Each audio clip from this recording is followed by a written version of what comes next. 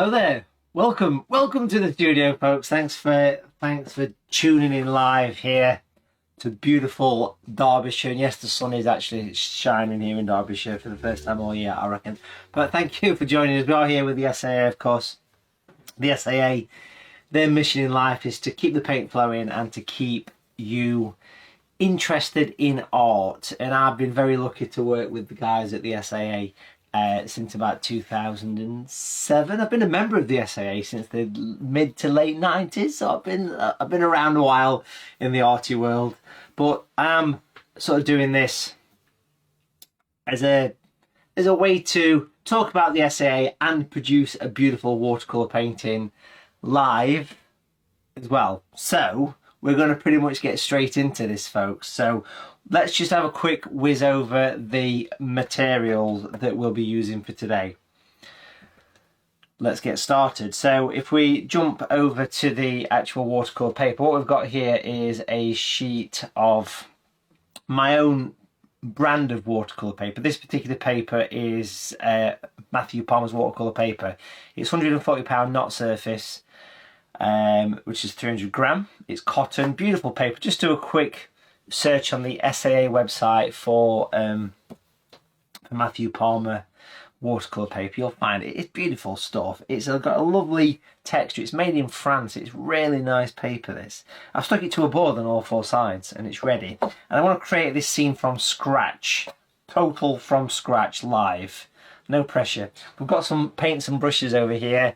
I'm very lucky that working with the SAA, I've got my own materials that I can use. We have a range of my watercolour paints down here. The ones I'm probably going to be using more than any are natural grey, the two natural greens. The greens are designed to replicate nature. We've got primary colours. Now, you could just do this painting with primary colours, not a problem.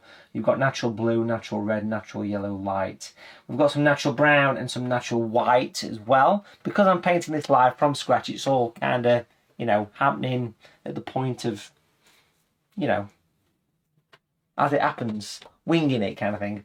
Brushes wise, we've got my own range of brushes, Matthew Palmer brushes here. We've got Super Point large, medium and small, which is a size 20, 10 and 6. I'll be using those a lot through this demo. We've also got a few other bits and pieces that we'll bring into this. I love a bit of detail, me, so we've got Matthew Palmer's branching detail brushes. Look at these. These are beautiful brushes. Really, really nice brushes for getting that fine detail in. We've got some of the fantastic brushes, which we'll talk more about later. And there's a way you can get hold of these for free, actually. So we'll talk about that very shortly. So these are the fantastic brushes here that we've got, the large, medium and small. We've also got the tree and texture brushes, which we'll possibly bring into this. These are the ones that started it all for me way back in the late 90s. Matthew Palmer tree and texture brush, beautiful for stippling and creating foliage effects. So a bit of an English kind of themed landscape is what we're going to go down. So this is a demonstration, so I'll be working at a pretty quick pace, but remember, you can actually, you know, you can drop back on this at any time. It'll be on Facebook. It'll also be on my YouTube channel as well. Links in the description for all that. So you can actually re-watch this thing as much or as little as you like. Pause it, skip it on, waffle past all this if you want to do all that stuff. Of course you can. Because it will be a little bit like watching paint dry, maybe. But anyway, I think we should probably get started before anything else. So I'm just going to grab a pencil and do a little bit of a sketch for this one. I want to start off with a pencil and a ruler. Now I'm going to, in my mind, divide this into thirds, roughly into thirds. And that's going to really help things along here. So let's just get this ball rolling here. Where's my mouse? I've lost my mouse because for some reason I'm upside down. My hands are at the top, should be at the bottom. We can fix that though, can't we? Don't you just love live streaming? Right. Anticipation's half the fun. That's better. Now we're cooking on gas. We're actually facing the right way. Am I facing the right way here? Am I facing the right way there? Yes, I am. For some reason that was facing the wrong way. But anyway, there we go. I was thinking, this is a bit odd. But anyway, there we go. We've got a ruler, and I'm going to mark in very loosely 1/3 of the paper. And all these years of live streaming, that's never happened before. That was the first time. 1, 2, 3. So in my mind, I want to sketch in this very weak pencil line 1/3 of the way up. So I want to go through the sketch with you as well today. Pop that in there. Stick that on there, and then what we'll do next is we're going to have a little bit of a mound coming in here. So from this left corner, we're going to go up a little bit here, and we're going to bring this thing up, and we're going to sweep down like so. So you can see I've gone up and down past that original line, and then we are going to do a little bit of a zigzag coming this way. You'll see where we're going with this a little bit later. And then slightly above this, we'll do another line and do another zigzag coming around here, like so. Now, from these little zigzag lines, we're going to go up towards the background on a bit of an angle, so we can see the little angles we've created, little lines that shoot up. Okay, now I don't necessarily have to fill the page. I could do this in a vignette style. Then over here on this horizon line, let me zoom in a bit closer for you. We're going to sketch in a little bit of a building here. It's going to be sat on this horizon, as it were, and we'll pop this in. We'll pop that in there. We'll get the line going up. Now that's probably about 1 inch-ish, give or take. We can get a little bit close in. And come across, and we're going to get a little bit of an old sort of cottage coming down. Let's have another line going up here. These lines are just vertical, by the way. Can't go wrong with that. Work across here. Again, another. And then just drop it back like so. So these lines are going to be in on this little building. We'll pop in the chimney. We'll have a little bit of a chimney. 3 lines for the chimney. A bit close in so you can see. And we'll go for that. Now what I'll do in a minute is I'll leave this on screen so you can see the actual screen, and you can see a close-up of the actual sketch. Okay, so I've popped this in. Okay, and I'm just going to mark in a couple of little windows and things in here for this cottage. Little rectangular shapes. Now I am sort of doing this as a demo, so just bear in mind, if this was an actual workshop, we'd be taking a little bit more time, but this is a demo. But remember, you can re-watch this thing, so if you're trying to paint along live, sometimes it's good just to watch and then, you know, sort of do at your leisure. And we're going to do this, stick a little doorway on as well. So nice, simple, straightforward sketch. If I just slightly darken the screen, we can do that all at the point of being live. That'll help you see the sketch a little bit, okay?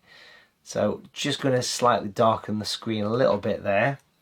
If I come back with the camera, hopefully you can see that entire page. Now I am going to leave an edge. I'm not working all the way to the edge, so I'm just going to lose a couple of inches on the sides here, because I love painting vignettes. So there's lots of people call them vinaigrettes, so I'll take some of those lines away.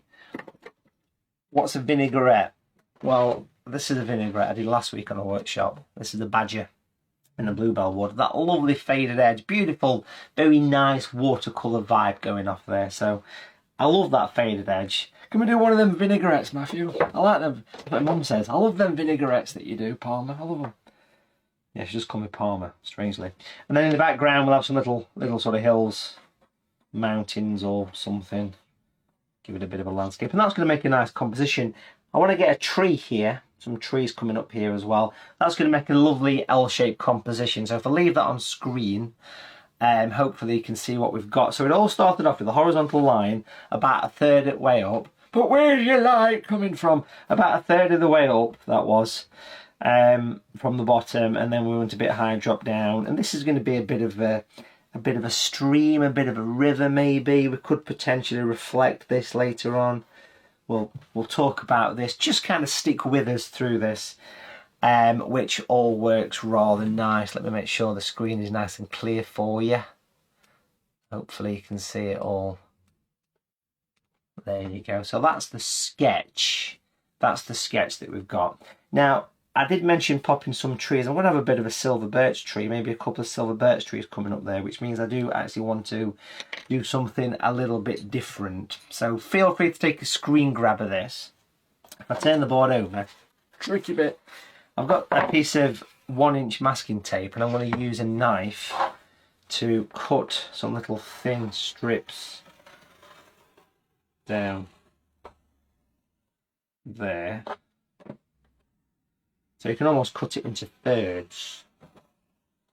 Obviously getting parents' permission before you do that. But can you see that's a nice little thin bit of masking tape?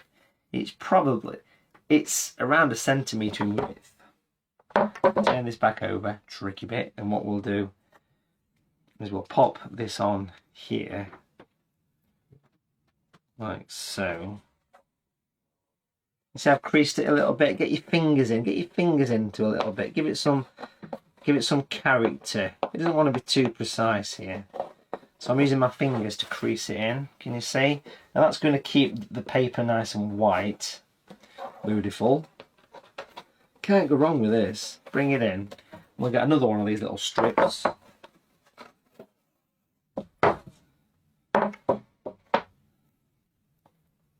Pop that one there. That's where you want to be sticking it. Again, crease it a little bit. Get your fingers in. Get your fingers in. Give it some character. Take away the harsh sharpness. So that's your sketch. That's your sketch. And that's your little bits of masking tape stuck down. Again, do a screen grab, whatever you want to do. It's all there.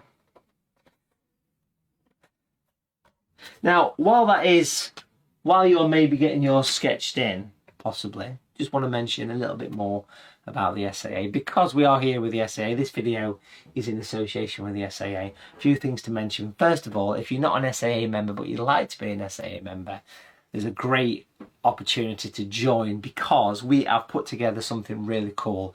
If you want to get hold of some of my products and a brand new DVD, then we've got £60 worth of Matthew Palmer goodies to give you for free with your membership. Yes, if you enter the code MPJOIN0423 when you go to the SAA website, saa.co.uk, very simple, or you simply just pop in the description for the video, all the information's there. You can't normally get this. This is exclusive to this watercolour tutorial, and all you do is you basically pop that code MPJOIN0423 when you check out, and it will automatically give you the year's membership and a set of my fantastic brushes, a DVD watercolour companion, and 3 of my watercolour paints, the spring collection. But why would you be a member? What is being a membership or being a member to the SAA all about? Well, just quickly, while you get your sketches in, here's a little bit of a thing was shot a couple of years ago to tell you a little bit more about the SAA. Do stick with us. Hi, my name is Matthew Palmer, a professional artist, and I've been working very closely with the SAA for many years. I've also been a member of the SAA for about 20 years, and the reason I've been a member is because it keeps the artistic blood flowing, and it's everybody from a beginner through to a professional advanced artist. So joining the SAA gives you so many wonderful benefits. As well as keeping your mind in art and your focus and the inspiration there, you get some wonderful gifts with a yearly membership. You get a membership pack which contains a book worth £8.99, £5 loyalty points and some goodies to enjoy straight away. You also get access to the giant online world of the SAA, which includes over 800 hours of video on demand art tuition. Everything from acrylics, watercolours, pastels, right through to sketching. There's also quite a lot of me on there to enjoy. You also get a bi-monthly magazine which is sent direct to your door 6 times a year. This is full of step-by-step articles, reviews and the latest art news. Massive discounts on products in the huge art shop catalogue, which has over 20,000 products, and as a member you get free shipping in the UK mainland. So don't delay, make sure you join the SAA today and enjoy these wonderful benefits of being in the biggest art group in the world. And of course, there is the code that you want to enter, MP join 0423. Make a note of it, folks. Links in the description below if you want to actually take advantage and get some cool stuff as well as a year's membership. You join in the biggest art group in the world, basically. One more thing to mention. If you like this painting here, this Kingfisher, on the 11th of October this year, the 11th of October 2023, I'm doing a live an in-person workshop. These are few and far between nowadays because of all the lockdowns, and the world's changed since COVID. But if you want to meet me in person and come to the SAA headquarters in Newark in Nottinghamshire, this painting of the Kingfisher is taking place. It's £35 for the workshop. We've got some spaces left. It's happening on the 11th of October 2023. Again, all the link is in the description below. So you can book, come along. It's all there for you, all the materials.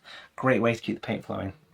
So, big brush, size 20 brush, and we're going to wet the entire paper. I just want to mention this briefly. I've got a bit of kitchen paper loitering around in case I start crying. It's quite emotional, this painting, you know. A few tears. So I'm just going to use water. This is Derbyshire water. I'm going to make sure that tape's stuck as well. And I'm wetting the top section right down. So the entire sheet of paper is getting water on here. It'll grow on you, trust me. Can't go wrong. So again, I want to work at a pretty sort of demo pace here. So if you're trying to keep up, great. If not, just re-watch it later. Enjoy it. So that's got a couple of coats of water on. And then we can paint in some kind of a sky here. So I've used a big brush, a size 20. This is one of my Super Point brushes, beautiful brushes. You can see why they're called Super Points. That's had a good coverage, and then we're going to paint in a little bit of a sky with a slight evening vibe. That brush to me is too big. I'm going to pop that away. That was just there for wetting, so I'm using a size 10 brush here, and I want to add a little bit of warmth to the base of the sky. So for this, I'm just going to take a little bit of natural red, which is obviously a primary colour. You could use alizarin crimson here, a little bit of red, and just a little bit of a sweep up here from the back of these trees. Get plenty of colour around the base of the trees, folks. A bit of an evening vibe would be quite nice here. So that little bit of a pinky red. It's always good to tap the excess on the tissue as the... No, I'll stop.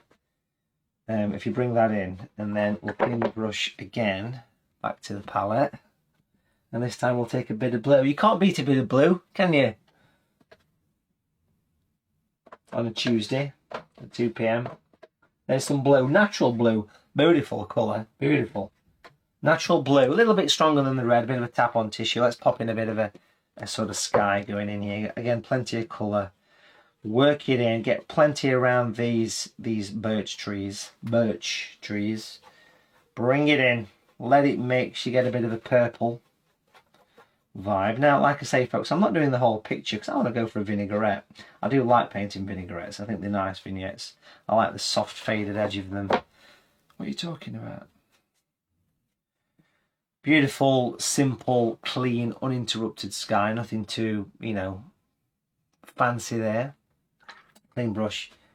What we'll do next is we're going to add a little bit of that colour to the water. Because remember, we have added water to the whole scene here. So on this little sort of stream, we're going to pop the little horizontal lines of the pink at the top. Clean brush. There's your blue. There's nothing stopping you doing this in two sections. Doing the top section, chilling out, coming back and doing the bottom section. But you know, living life to the full and all that. We're going to go for it. So we'll get the blue in as well. Just sweep that across. Again, you can see I've let it all kind of fade in. I'm leaving the paint to fade to do its thing. I want it to do its own sort of magic, if you like. I want it to fade into the surrounding area. I'm just going to pop that brush away, picking up a size 6 brush, or a small Super Point here. Natural grey, which is the colour that started it all for me. This was the first colour that I designed, and it is the colour of nature. It's a beautiful colour, but a couple of little, it's basically shadows. Everything's got grey shadows. Well, double chin shadows. It's all grey. All this darkness you see around here is all grey. 50 Shades. Grey. Bit close in, we can get close in here, can't we? Let's just add a little bit of a twisty, because it's an English landscape, and you've got to have some grey clouds. So let's just pop in some little twisty clouds. I'm literally rotating the brush here, moving it along. Now, if anyone happens to have my sky and cloud brushes, great thing to use right here, the small one, it'd be beautiful for doing these. I love that little bit of a softness that you can create on a nice quality paper. If your paper's a bit dry, I probably would leave the clouds off at this point. I am tickling the brush on tissue. And a little bit of a twist in the brush. Can't go wrong, can you? Beautiful. The paper's just workable. But I love that little bit of, it's almost giving like an evening kind of sky vibe to that. Beautiful. What you can do here is clean your brush, wipe it pretty much dry, and then you can sort of soften any hard edges away. Wipe the bottoms of the clouds. Yes, you heard that right. Give it a bit of a tickle. As long as your brush is not too wet, it won't cauliflower. Lovely little clean, uninterrupted watercolour sky there. Nothing too fancy, nothing too complex. Just nice and simple, nice and straightforward. Looking down here on the landscape at this point then, what I want to do is add a little bit of background foliage and a little bit of work down here at the same time. So with a size 10 brush, size 10, with that same grey, while the paper's a bit damp, it's good to tap it on tissue. We can paint in some distant hills, mountains, whatever you decide they're going to be. The grey will create a lovely sense of distance and depth. Just pop a little bit of that in. Natural green light. I'm using a light green. Again, all the materials we're using are available on the SAA website, folks. Again, links are down below in the description for this video. Now, obviously you can mix your own green, but that one is natural green light. Well, we'll sort of bring a bit of that in. We'll mix it with the grey. On the paper, that is. So I'm mixing on the paper here, and that will create a lovely sort of distant feeling with a bit of light coming through. So you can see it sort of mixing in. You put as much character as you like into this. If your background is still really wet, it probably won't be, but if it is, then I'll just give that a little bit of time just to soak in. Be a little bit cautious not to go over the building with that green. But a great thing here is to encourage the paint to mix on the paper. You can see that the grey is mixing. Every time I stick my brush in the grey, it mixes with the green and vice versa. And that's a good thing. That means that you're getting a lovely bit of sort of control to this. We can bring this right down and start to work in front of the building as well. There's nothing saying we can't get a bit more grey on the brush, just to add a bit more shadow and various things. But as we start to work lower down, obviously the paper is almost at that stage where it's pretty much bone dry. We need to decide at this point what we're going to do over here. So we're going to start to work around this corner here now. It makes sense to do this. So let's have a look at some colours. We've got natural green, that's the light green. We're going to go for the dark green as well. So you've got natural green light and natural green. Two colours designed to replicate nature. You can mix your own greens. One's more blue than the yellow, basically.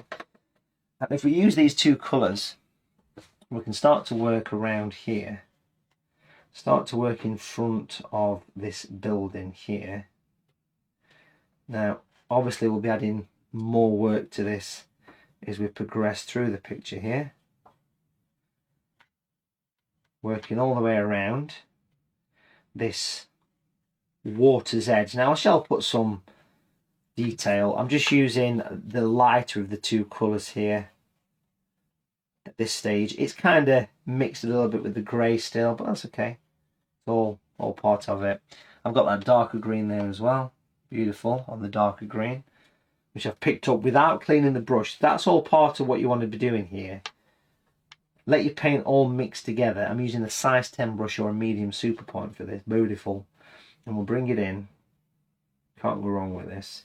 Let it just sort of do its thing. Let it just disappear into the landscape a little bit. It'll grow on you. Trust me, I'm an artist. It'll be fine. Bring it in. Bring it in. And then let's just take a sneaky bit of grey. Sneaky bit of natural grey. Stay with me. A little bit of grey. Again, I haven't cleaned the brush. I've just got a bit of grey on that brush. Haven't cleaned it, just as is.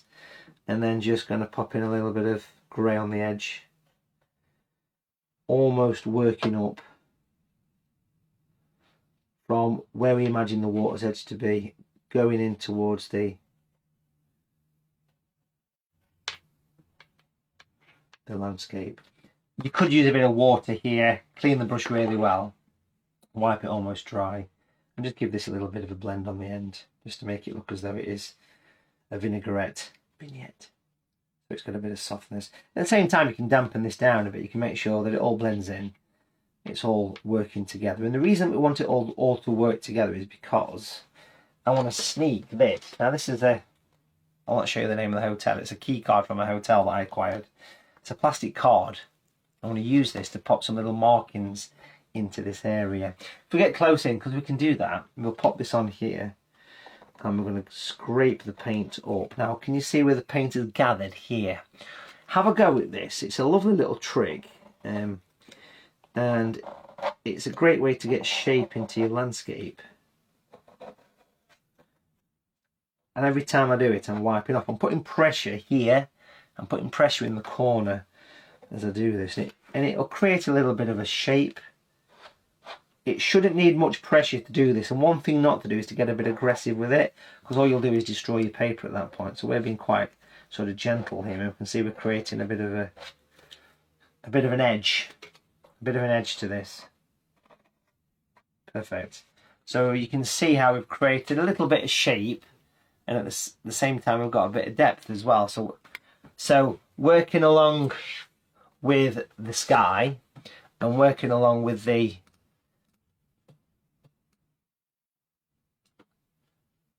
just making sure that the colours are okay here for you. I hope they are. They seem to be all right at my end. Hopefully you can see a lot nice looking. We've started to create the scene already. The sky, the masking tape's still present, perfect. This is all blending. It doesn't matter if a bit of green creeps into your water. It's all part of what it is. Let it do its thing. Let it become part of it. Now, I shall be working over this side, but we don't want to be doing that until we've removed the masking tape. But if you imagine a tree, a tall tree, there's going to be leaves at the back and leaves at the front. So what we want to do is put a bit of both in.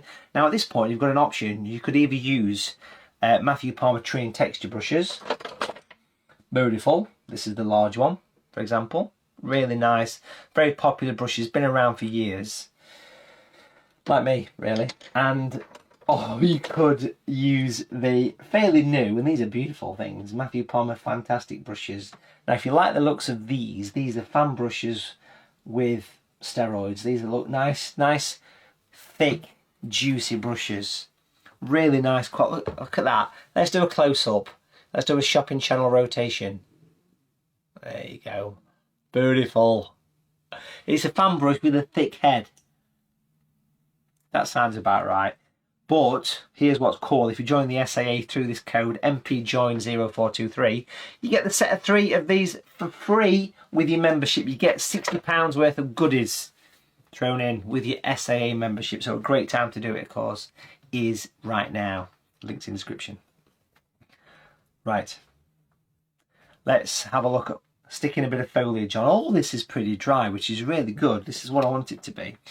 So what we've got then is the large Fantastic brush.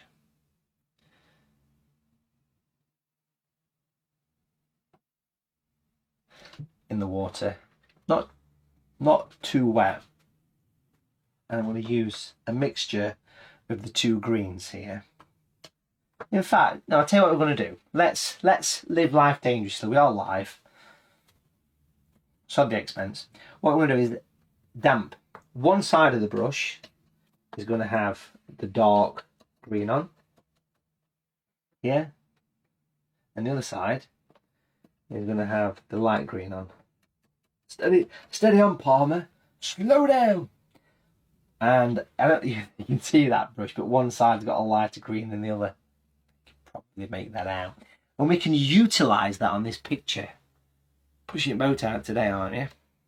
Over here, a bit of background foliage. Straight down. The difference between these fan brushes and the standard fan brush is the random edge, yes, but also the width.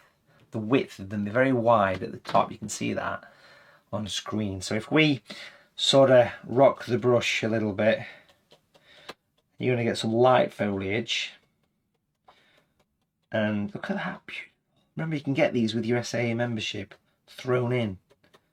So if I want a bit of dark, I'll just rock the brush that way. Let's just tilt it so you can see. There you go. Beautiful.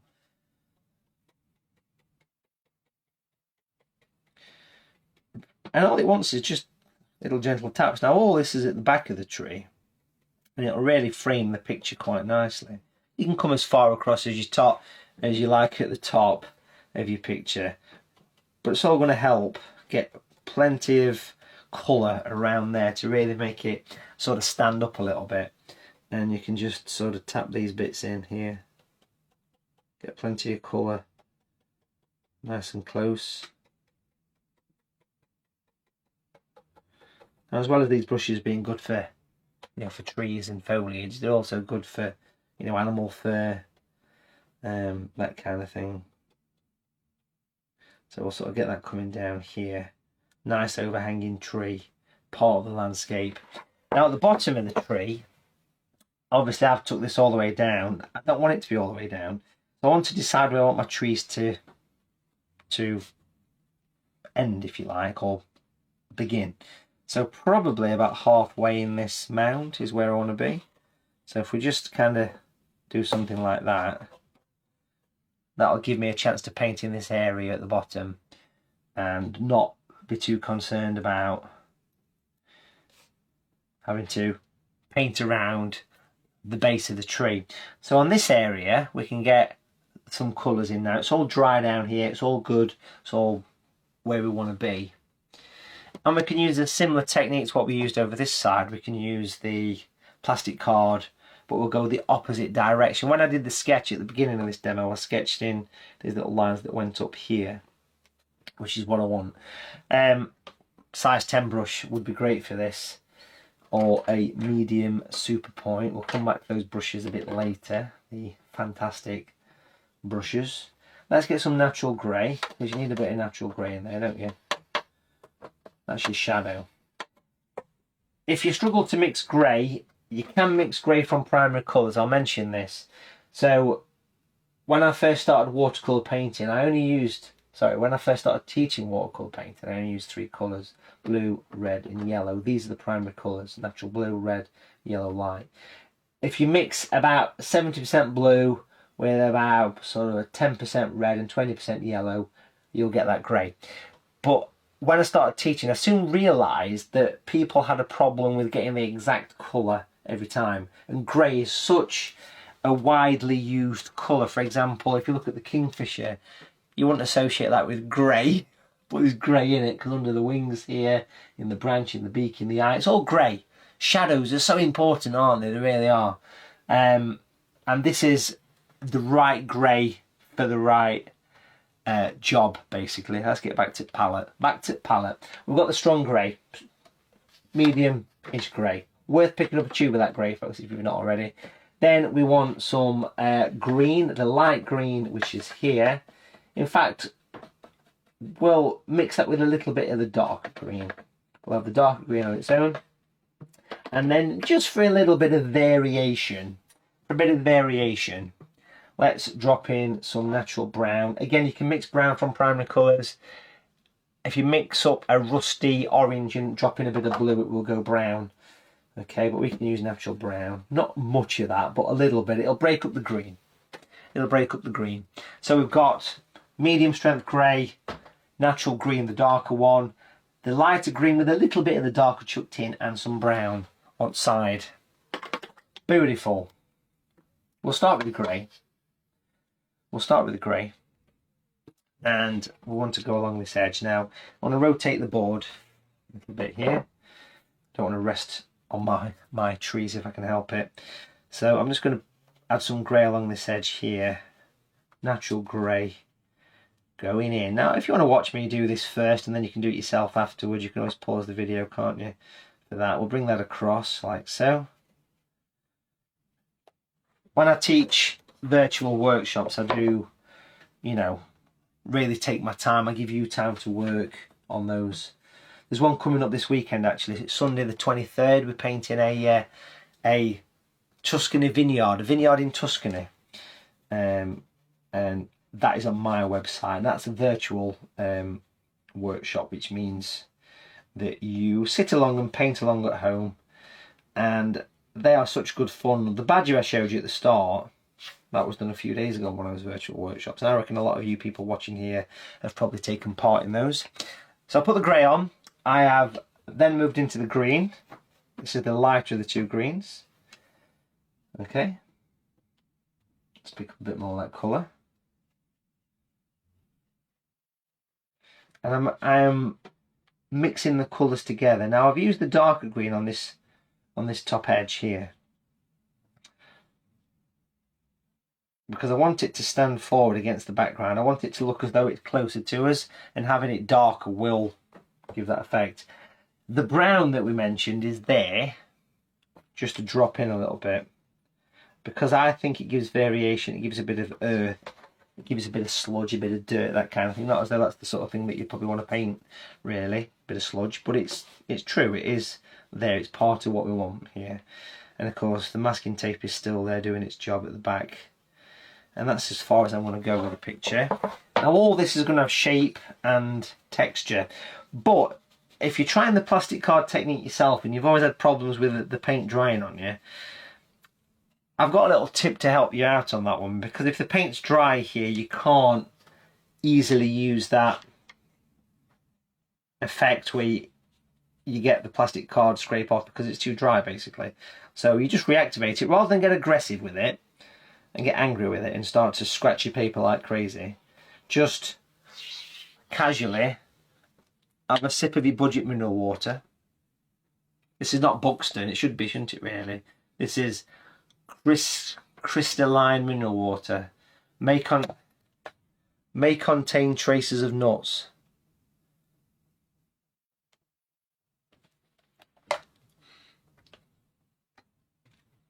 So it smelled a bit nutty. Clean the brush, couple of taps on tissue, and what we're going to do here is use a little bit of water, dampness. This is damp water. You could buy that on April Fool's Day. Came out for one day. Matthew Palmer's damp water. Because I'm talking to myself, I have to keep myself entertained. So I have very simply reactivated it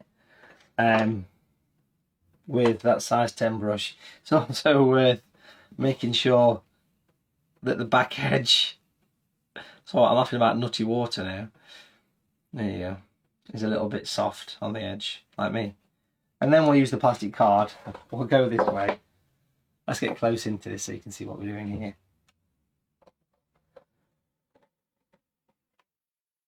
Now I'm literally putting the card flat and I'm going up to create shape. You do as many of these as you like, really. What's nice is that it leaves a residue of some of the colours, so like a bit of the yellow from the green stays with us. Now if you're doing this and it's not coming off, it's because it's too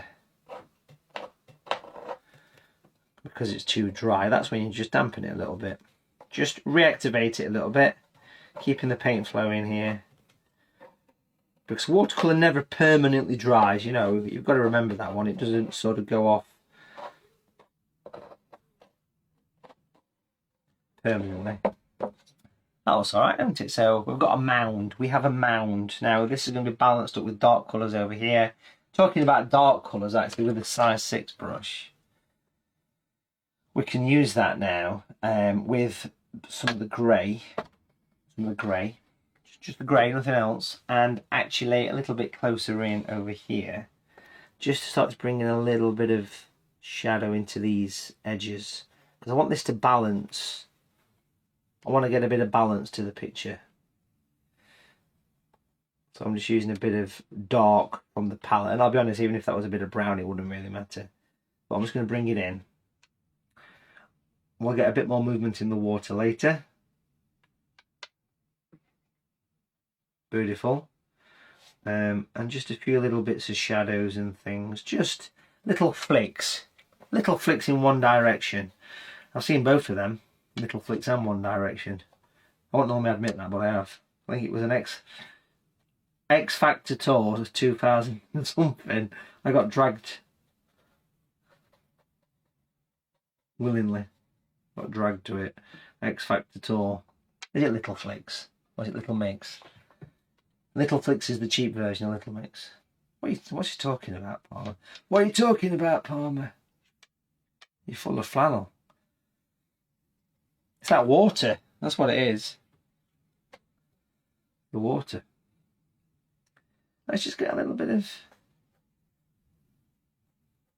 a line across here as well. Beautiful. I love how that balances things up a little bit. Come back a little bit with the camera. That nice pink in the sky. It's in the water as well. We're going to get some terracotta roofs over here. But let's just leave all that to sort of dry a little bit. I'm looking forward to getting the tape off. That's where we're coming stuck. We're going to use the size 10 brush here. It's getting a bit surreal in the studio today. We've got some of the grey. I've diluted the grey. I've added water to the grey. Not the nutty water, just the normal water. Straight from the tap. I want to put some shadows and some shape into the distant hills. Most common question we get asked when we do demonstrations at art groups. Not that we do many of them now. But, you know, used to. Where's your light coming from? That's what I want to call my autobiography. Or, did you wet it first? Is it me or is it moist? Let's just bring that in. Filth, that's what this is. Let's just bring that down. We'll get right up. This is just the pale grey. Yeah, but where's your light coming from? The one thing I learnt, well, one of the many things I learnt about teaching painting holidays. There's a few things I learnt about teaching painting holidays in location. One of them is to make sure that wherever you're painting, there's some toilets. Some what? Toilets. Some toilets where you're painting. And you can get some food. Because that's the first thing people say to me when we do these painting holidays. They'll pick the phone up and they'll say, Matthew, we're on a book of painting holiday. But can I ask you a question? Number one, can I get some food where I'm painting? And number two, is there any toilets where you're painting? Any what? Toilets. Anyway, I was just saying that the one thing I learned about this is that you don't worry on big objects like mountains and hillsides. You don't worry about where light is because light does what it wants. On a building, on a small object, different. And the people that say to me, where's your light coming from? Doesn't really... It's not a question that is important always, especially as a beginner, you know. But I'll put the darkness on the left side here. We could push the boat out and use the tip of the brush to get some little... maybe some sort of trees or something in the background there. But I want to use water, just water, wipe the brush almost dry, and then we'll soften this in. We're going to soften it in. Now, you can see I've been a bit cautious not to go too much over the top of the old cottage there. So we'll just kind of scribble all that together. And that gives us a little bit of, you know, a little bit more shape, a little bit more form to this. Do you know what I mean? We've got some ducks in the water. Let's use that. Let's use the same grey, exactly the same grey. Just again on the tissue. Same brush as well, to be fair. And let's just pop in some little horizontal lines in the water. Let's start to get some movement in your water.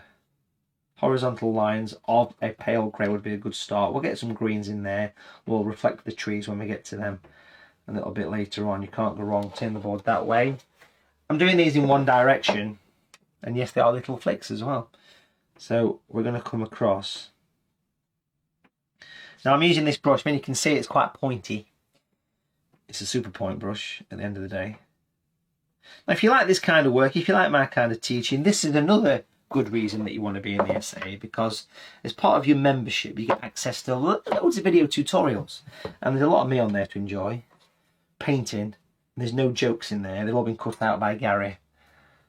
You need to have words about that. I'm joking, by the way. We're going to work this in. And if you like my style of painting, like the stuff I showed you, the badger, and you think to yourself, you know something, I'd really love to have a go at doing something like this. Well, this is when you want to be booking onto one of Matthew Palmer's virtual watercolour workshops. I do these pretty much every weekend, pretty much on a Sunday. This was the one from last Sunday, the 16th, the Badger and the Bluebells. The one coming up this weekend, the 23rd, as I am live. If you get yourself over to my website, allthews.watercolour.tv, have a look at the top of the screen. You see that button flashing? That button will tell you the date of the up and coming workshop, and it is on the 23rd of April. Using just 3 colours and 3 brushes, the 3 brushes that we're using today, you can paint a beautiful Tuscan vineyard with stunning views in watercolour. Watch live or at any time. That's the great thing about these workshops. You don't have to be there live and in person. You can just, you know, enjoy them. Because once you buy a workshop, a virtual workshop with me, you can just watch it at your leisure. So I spent a bit of time just sort of brushing in a bit of shape into the landscape here.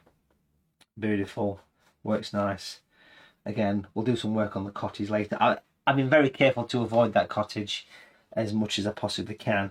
Just to quickly touch on the water again, let's get some green in there. Probably going to be a mix of the two greens, not too strong here. A bit of a tap on tissue would be good as well. And then we'll do some horizontal lines of green from the edge. Now with every brush I'm lifting up and putting it on and going in one direction, as we mentioned a few times, but that will reflect that quite nicely there in that corner. Up here as well, but I will rotate the board for that. Starts to sort of bridge the gap between the water and the little stream, river, whatever it is. It like attaches the areas together, and I'm looking forward to getting the reflection of the building, and we will get to that. But if you look at that now, you can see we've got a little hint of reflection. Always important to keep your lines nice and horizontal when you do this kind of work. We could sneak a bit of that in the background as well. Sharpen things up. Crisp things up a little bit. There's the grey. Beautiful natural grey.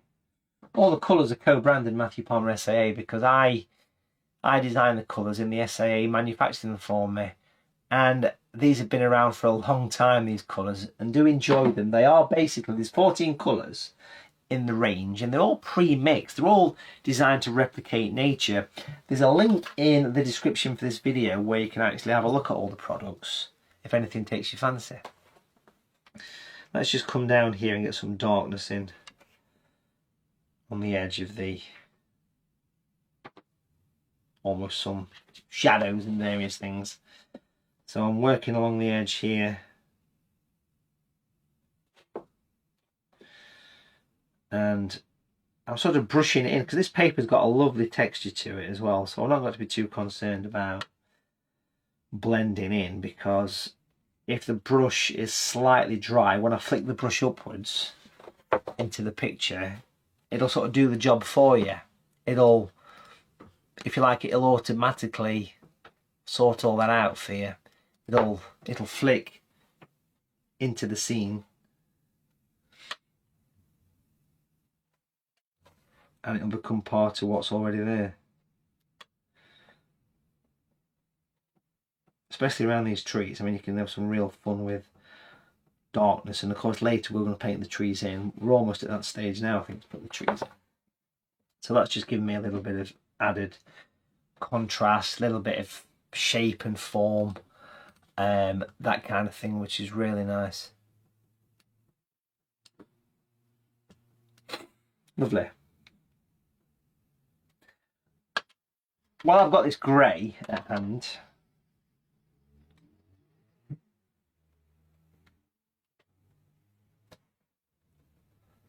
we can make it a little bit stronger. Number 6 brush, beautiful tool for the job here on the tissue. Look at the state of that. Now if you'd like to win this piece of used professional artist kitchen paper, put your name and address on the back of a stamped addressed envelope and don't send it to me, and we'll pick a winner. We'll recycle that. From Pound Shop, this is the problem, it's Pound Shop kitchen paper. Slightly stronger grey. That little rotation I'm doing with my fingers, by the way, across the edge of the palette. It's just refining the tip, and there's nothing better than a refined tip. Let's pop in some little bits of shadows going across the underneath of this building. Same here as well, beautiful shadow. Also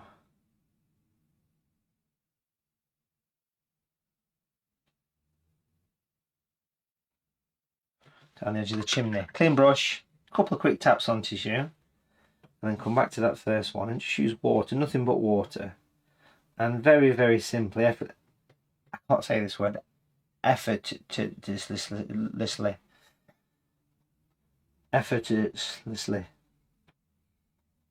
just tap it on tissue and then blend it away.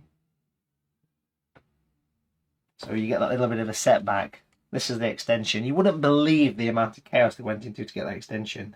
The planning permission to have an extension in an old cottage with a view like that was horrendous. You won't believe it.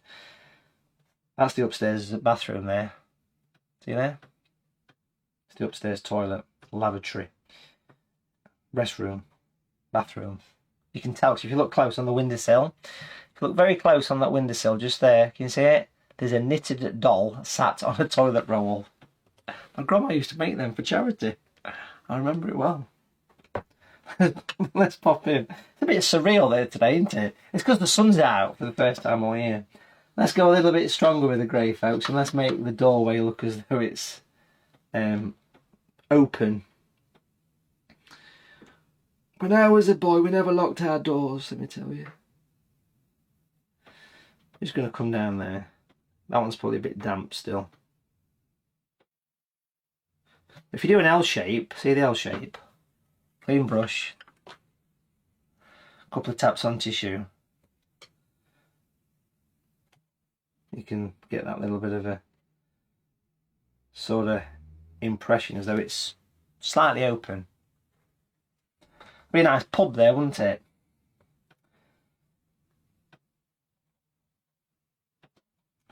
Just make sure things are nice and dark around there. We get in there, folks, we get in there. What would make a good terracotta roof colour? Well, actually natural orange, if you've got some natural orange. Or you can mix an orange quite easily, of course, from yellow and red. But if you've got some natural orange, which I've got here, it's like a ready-made sort of terracotta kind of colour. I'm going to use that. Beautiful. And what I'm going to do with that is painting the roof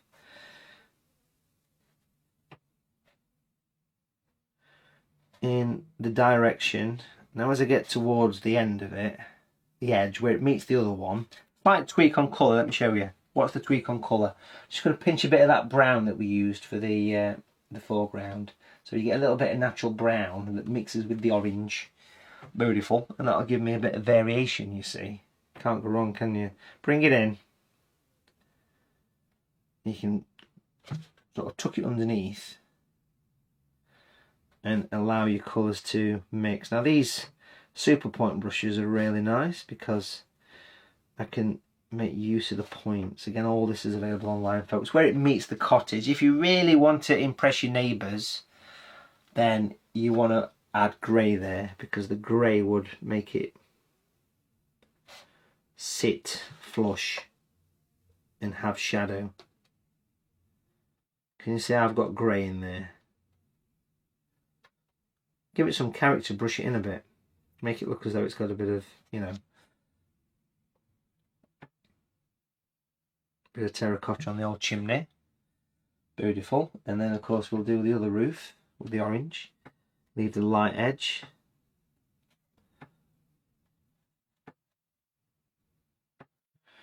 Super. So again, you can see I'm not concerned about being precise.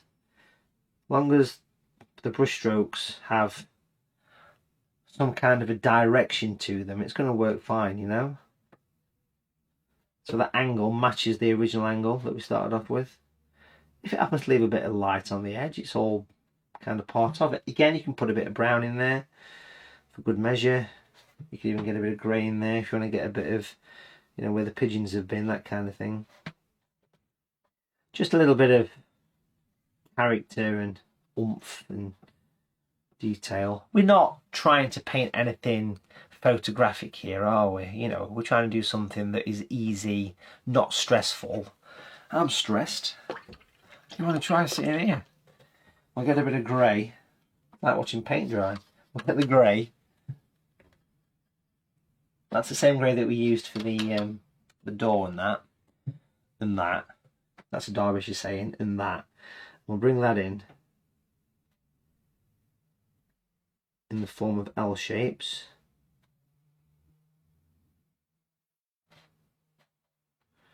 Make sure that's nice and dark in the tops of those. Bit of water. We're going to start to work on the trees next.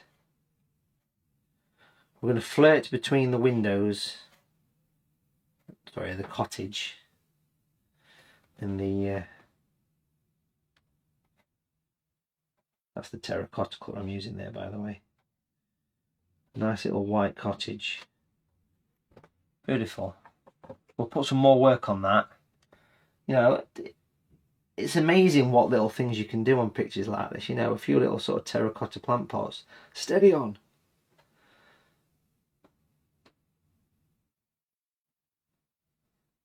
You know, little bits of random stuff around there. If I drop a bit of grey in that, just to give it some little bit of clarity and stuff. It just all helps. A bit of grey just to smudge it in a bit.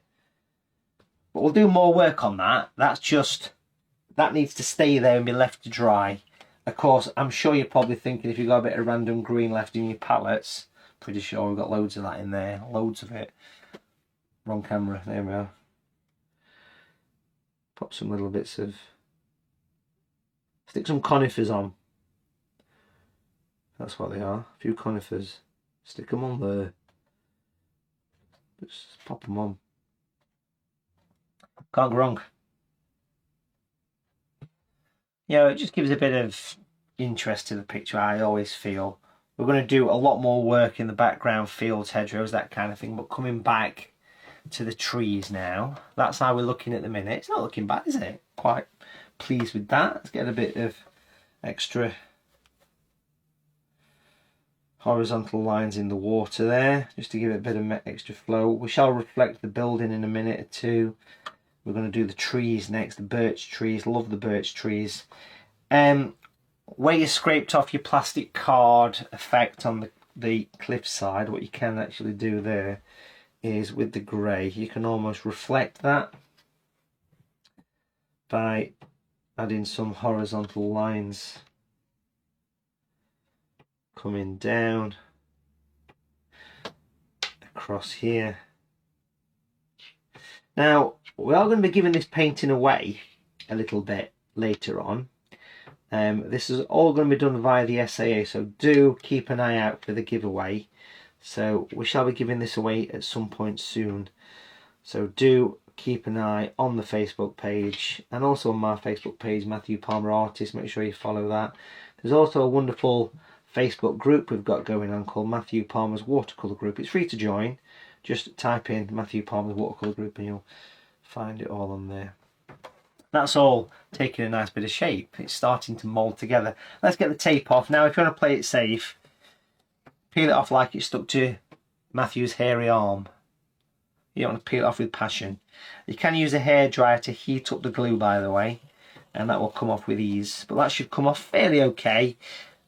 If it starts to rip, I normally say go the opposite direction. Keep an eye on the back for any white bits that are coming off, because that's where it starts to rip. There we go. That's giving us the 2 blank areas. And what we're going to do here, folks, is put the shadows on. The dark side, where's your light? Well, we've done that. On the left, we've got the grey. We've got the grey on the left. Don't be afraid of putting grey on, okay, on these trees. And this can go straight up the edge. Beautiful. Ooh, that's the scary bit. That's the noise people make at art groups. When you put something dark on like that. This is the Bob Ross moment. Put 2 happy trees on. Dark side. All trees have a dark side. Bring that in. Clean brush. Couple of taps on tissue. And then back into that first one. Just use water to smooth it all in. Like so. Same on this one. Bit of water for the job. And that'll make them look round. Now, we will add a bit more detail to this. Right at the bottom of those 2 trees, let's attach them. And we can attach them by using the brown and the grey. Not together, but separately. We'll start with the brown. Slightly dry brush on the tissue. And you can sort of just get a little bit of messy brown stuff creeping in. It helps to do this little bit of brown now because it's damp. So it's kind of spreading. You can see it spreading in. It gives a little bit of variation to the trees if you get that bit of brown in there.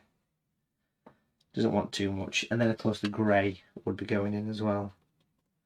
You can even get a bit of a shadow just sweeping off to the left with some grey. You basically want to make it all look really dark at the bottom there, so there's no problems with shadows and levitating trees.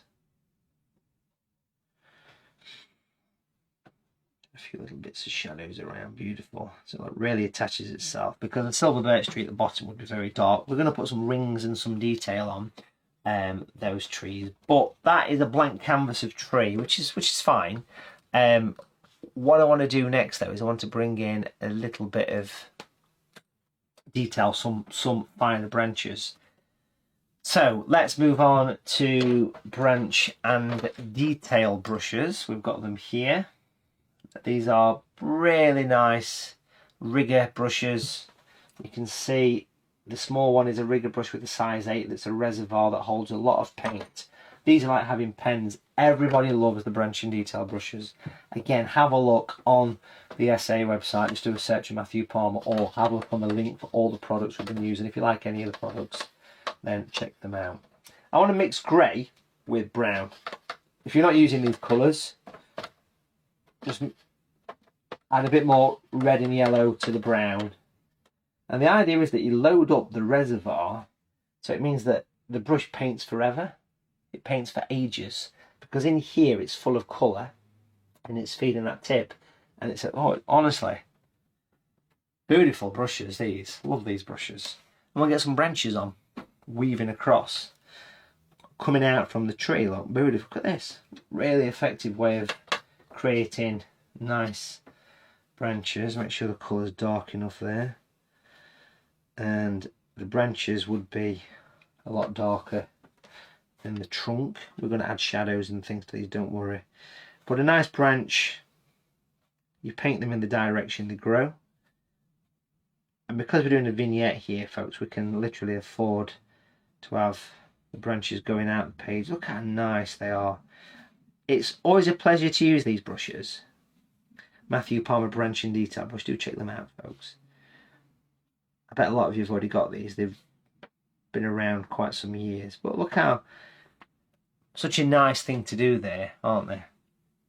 When it comes to doing detail and various things. See how effective they are.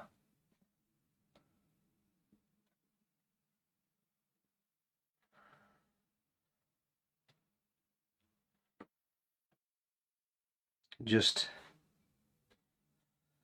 add as many or as few of these as you like. Don't be afraid to get them weaving behind the tree. Bring them right over.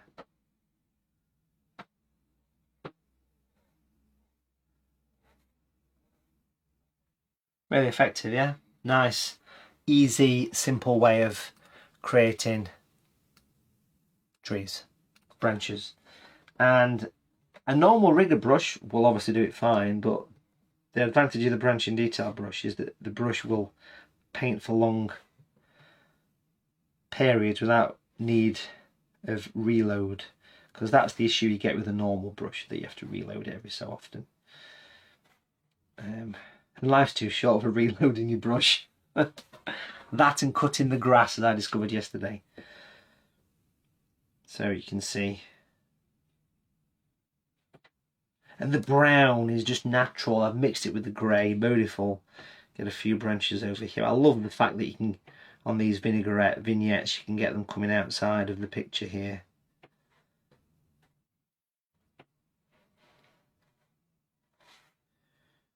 Nice little twigs. Rotating the brush to a more comfortable angle when you do these trees. Really makes it work. Browns, reds and greens all work well together. And of course we've got a bit of red in the sky. We've got a bit of red in the brown mix as well. Because if you're mixing your own brown, you'd mix an orange with lots of red and you drop a little bit of blue in it. But look how beautiful them branches are. Stunning. Of course, we'll put some foliage over the top of this, but I'm just going to use a slightly dry brush here to attach the branches to the tree. I feel like we need a couple more branches just sneaking up from here, coming over the top there. Maybe one or two coming up there as well. That's probably enough. You can always add more later. But what I want to do is just lightly flick the brush so it attaches to the birch tree. And then if we come back to those fantastic brushes. Now remember folks, if you do want to get yourself an SAA membership, you can get a set of these brushes with 3 of my paints, natural green, green light and the yellow, and a new DVD called Watercolour Companion. You can get all those by entering the code at checkout, MPJOIN0423. There's a link in the description if you want to, you know, have access and go straight to the page. But the smallest one of the fantastic brushes, with that same colour, let's make it a little bit more brown actually. A bit more brown on the tissue there, so it's very dry. Okay, you've got that lovely spiky edge. Well, we can utilise that spiky edge and we can make these trees have a little bit of shape and form. So we can just go in and pop some little rings of the birch tree.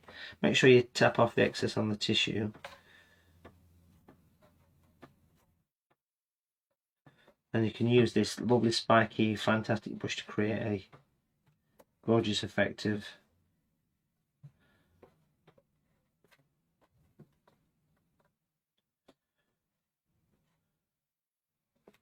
the bark of the birch tree.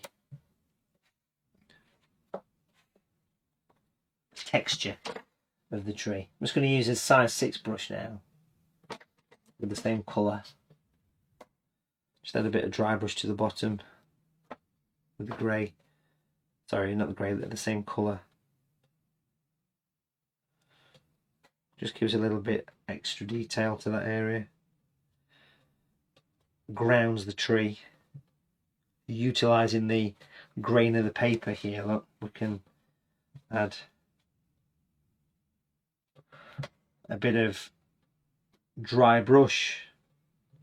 Same time we can put some bearded chuffs in the sky as well.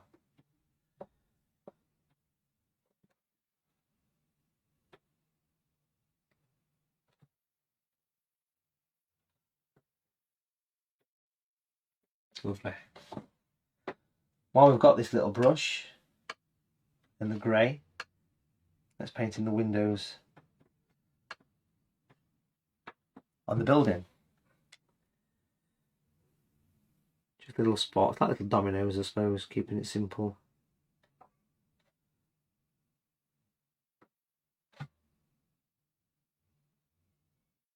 There you go, we'll even pop a little recess down one side there. Let's have a bench, shall we? Should we have a bench? Let's have a bench over here. Bench. A little bench.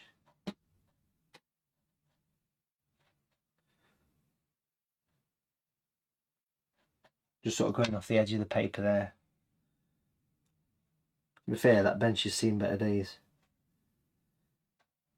I want to use this brush as well and painting some really fine distant hills, fields, hedgerows is what I'm sort of referring to. So following the shape of these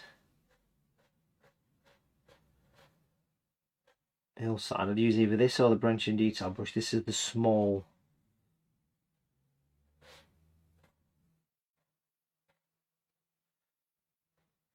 super point I'm using, but there's hardly any paint on the brush as I do this.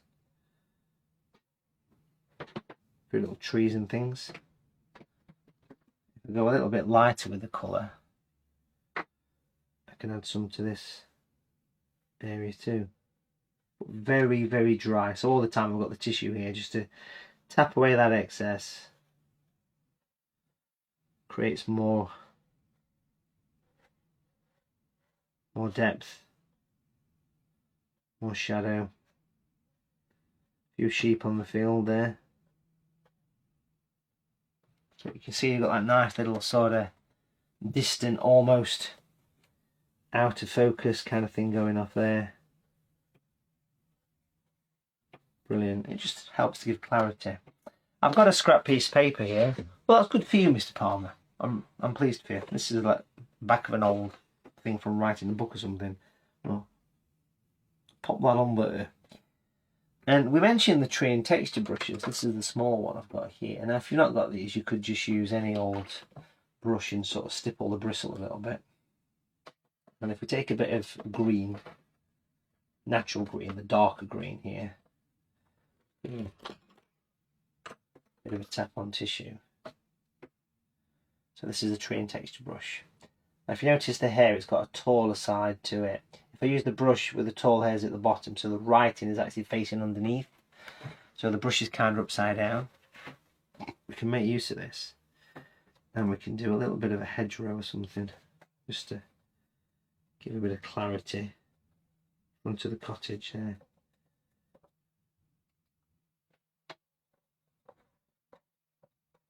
Leave a gap for a gateway, or any supermarket will do. Leave a gap.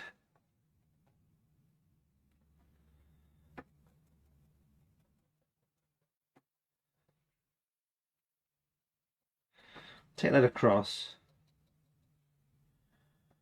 You see what it's done? And then I want to go actually up the edge of the cottage there and do a little bit of a bush or something, just some sort of. You see how that's kind of slotted in at the back? That little bit of a hedgerow. You can do the same up there as well, actually. Make sure there's no paint on the back. A little bit of a tree or something just at the back of the cottage there. It helps to position it all in, really. Now, I would simply just grab that branching detail brush. It's ready and waiting for me. It's already got the colour on, I think. Well, I can reload it. If I'm doing the trees and things. Trees. I'll put a little gateway in. Some little fence posts. This will help to give scale, this, you know.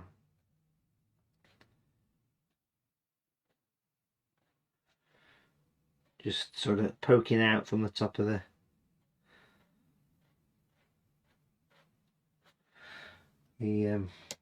gate there, and then we'll put the gate in. Now this is going to be a 5-bar gate. If you look really close, you can see a little bird perched on there. That's another little bearded chuff. We'll do a little bit of a track.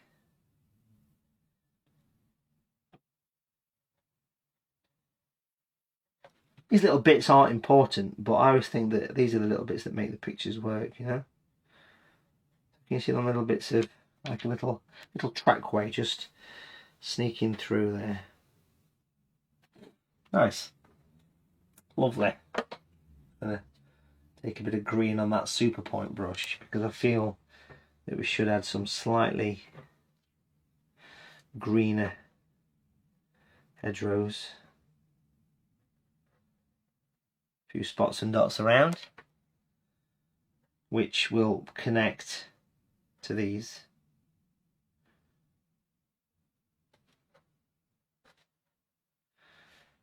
And give us a lovely effect of depth, because what it'll do is it'll connect these areas into background.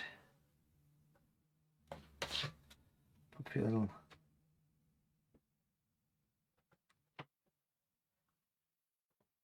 I've enjoyed, just for a change, just sat down literally with a white piece of paper here and just created this mess from nothing.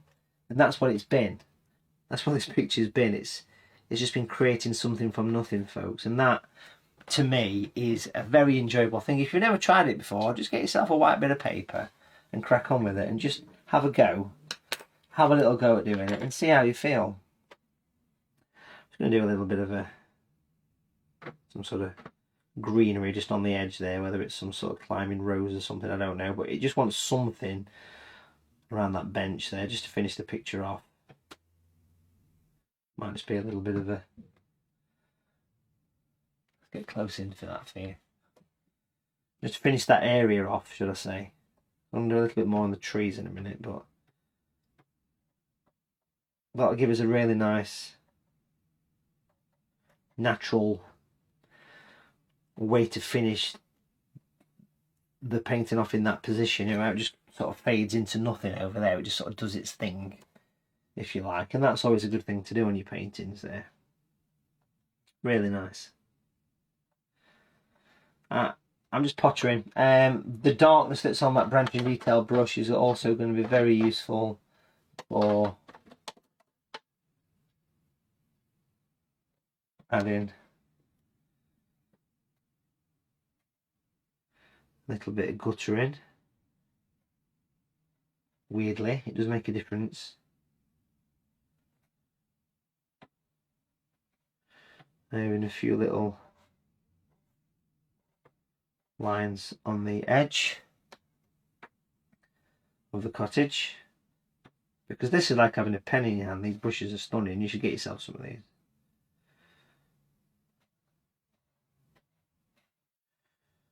Pop a little bit of a drain pipe on there.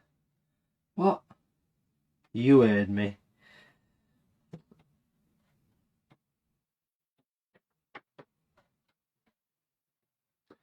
A few little bits of things around. If I had more time, I'd paint a wheelie bin. Wheelie? Yeah, these little bits on the building do make a difference, don't they? These little bits of interest detail. So, really cool. Back to the trees and reflection. Let's just do a quick reflection of the building here. So if I get this scrap piece of paper here, let me just turn it that way a bit. Pop this on the edge right there, like so. And if we just use a bit of green from the palette and just put some green like so, that'll give the edge of the building. If we do the same here, but there I would use grey, not green.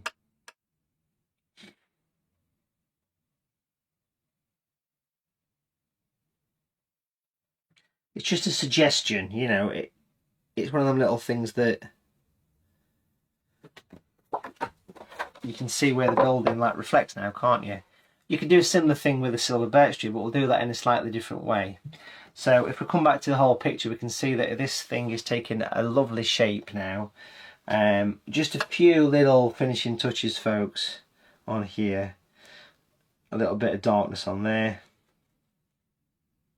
And again, if you've enjoyed this and you feel inspired to have a go at painting, there's a lot of ways to do that in this modern world, and of course one of them is to become an SAA member. And there's never been a better time, because look what you get. You get this cool stuff. You get a set of 3 Matthew Palmer fantastic brushes, 3 watercolour paints, the ones we've been using today, brand new DVD, and a year's membership to the biggest art group in the world. You get access to all this wonderful video content. You get free shipping on products. You get big discounts. So do check this out, folks. All the links are in the description below if you want to join the SAA. If you want to have a go at painting with me in person, right here we have the Kingfisher taking place on the 11th of October 2023. Again, links in the description, check that out. If you want to paint with me virtually, sat at home in your pyjamas, these are wonderful, wonderful things. The one this Sunday, the 23rd of October, is a Tuscan vineyard. Beautiful, warm light picture. But back to this, put a few finishing touches to it. What I want to do is just use a pale grey, just add a few shadows into the birch tree, like little sort of diagonal shadows. A couple of those in the cottage as well. Cast shadows from somewhere maybe. Little bits of random grey, just to sort of take the harsh whiteness away. These little random dots and spots. If I get a bit of water on the brush, you can just encourage them in. And these could be shadows from passing clouds or shadows from whatever, you know, just a bit of dirt in the building or something like that. It all makes a difference. But let's come back to the brush that we started off with, which was the fantastic brush right here. And it's probably a bit dry now, but if we take some of the greens again, so again, one side dark, other side light, give it a bit of a squash in the palette. That's probably about where we want to be actually. You can see it's all nice and spiky. We can just add a little bit of foliage over the top of the tree right here. And that will just give me those last few. I mean, literally, I mean, look at that brush. You can see, can't you, just how spiky it is. These are Matthew Palmer fantastic brushes. These are lovely for doing lots of things. Trees is just one example. Great for doing animal fur, like the badger I showed you. Be lovely for doing the whiskers and the fur on this badger here.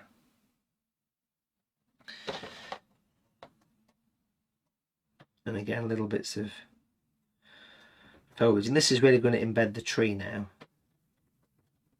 Just going to push it all in, really bring it together nice. You can see that, hopefully.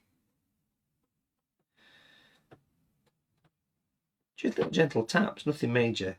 But it's putting the leaf over the top of the tree. Super stunning thing to do, that. Really nice. Love them brushes. Do make sure you check them out.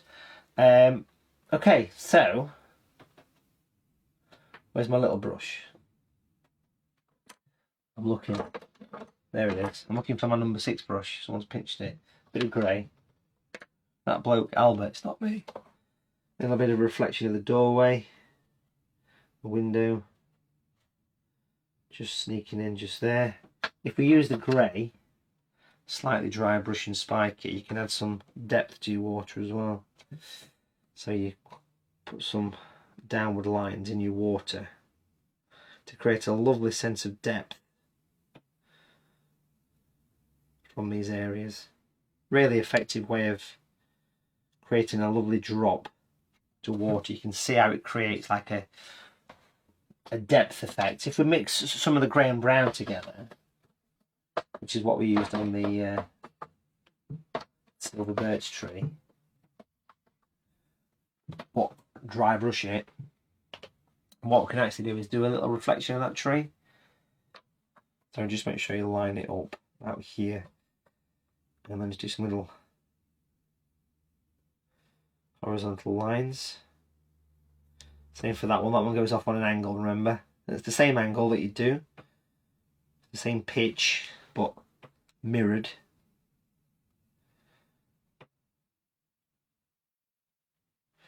So it just gives that nice little bit of a drop there. A few little bits of darkness on the edge here as well. Nice detailed demo, and as always. Every little helps.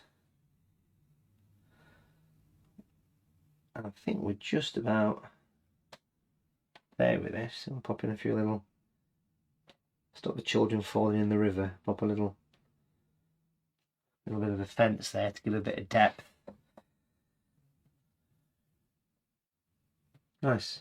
Okay, now if you've got one hanging around your studio, I normally have a few of these.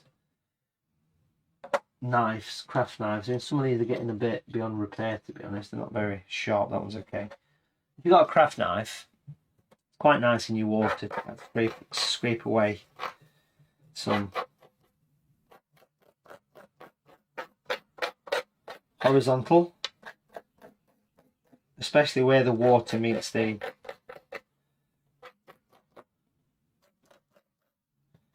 and of course you could really scrape away the light side of the birch tree as well, but it puts like a bit of sparkle on.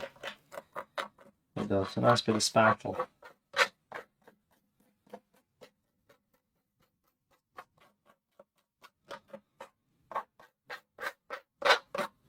Lovely. It's a little bit blank in the middle. The painting, that is, not me. I'm just going to use a very pale grey. Just pop in a few little horizontal lines across there, just to sort of bridge the gap, if you like. And then what we'll do here is we'll pop a signature just here in the corner. Now I want to sign this one Vincent van Gogh. It's worth millions. I'm not encouraging that sort of behaviour. We'll sign it Matthew Palmer instead. And what we'll do is, there's no finer at the end of a good painting session than getting mounted, is there? Do you know what I'm saying? What a difference. Pop that on there. Come back a little bit with the old camera and we'll take a look at that. Now, made a lovely little vignette. We shall be giving that painting away at some point in the near future, folks, so do keep an eye out on the Facebook page. Remember, there's a couple of Facebook pages you can check out. There's the SAA, there's me, Matthew Palmer Artist, and the Watercolour Group, Matthew Palmer's Watercolour Group. Great way to keep the paint flowing. Just one thing I just feel I want to do, actually, just with that knife, steady. I just, looking back at the picture for a second there, we're just going to have a little look at doing a couple of scratches in the silver birch tree, because that will give an added bit of, how nice that is, that little bit of a scratch. It just puts a bit of light in your trees, you know, where the branches actually come into the tree. So using a bit of a craft knife, you can just sort of have a bit of a scrape it.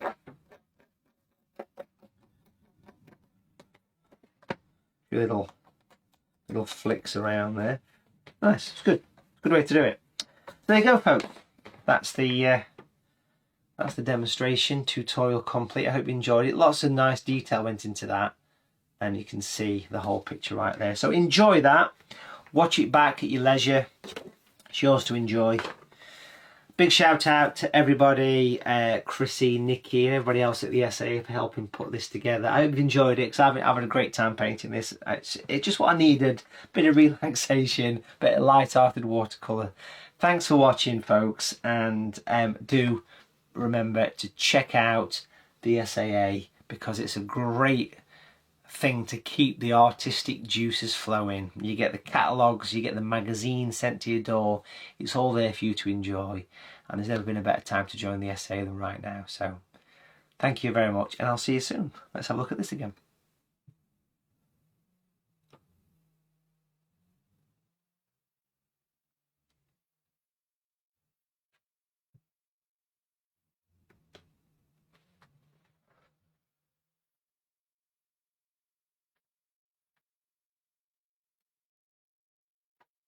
Hi, my name is Matthew Palmer, a professional artist, and I've been working very closely with the SAA for many years. I've also been a member of the SAA for about 20 years, and the reason I've been a member is because it keeps the artistic blood flowing, and it's everybody from a beginner through to a professional advanced artist. So joining the SAA gives you so many wonderful benefits. As well as keeping your mind in art and your focus and the inspiration there, you get some wonderful gifts with a yearly membership. You get a membership pack which contains a book worth £8.99, £5 loyalty points and some goodies to enjoy straight away. You also get access to the giant online world of the SAA, which includes over 800 hours of video on demand art tuition, everything from acrylics, watercolours, pastels, right through to sketching. There's also quite a lot of me on there to enjoy. You also get a bi-monthly magazine which is sent direct to your door 6 times a year. This is full of step-by-step articles, reviews and the latest art news. Massive discounts on products in the huge art shop catalogue, which has over 20,000 products, and as a member you get free shipping in the UK mainland. So don't delay, make sure you join the SAA today and enjoy these wonderful benefits of being in the biggest art group in the world.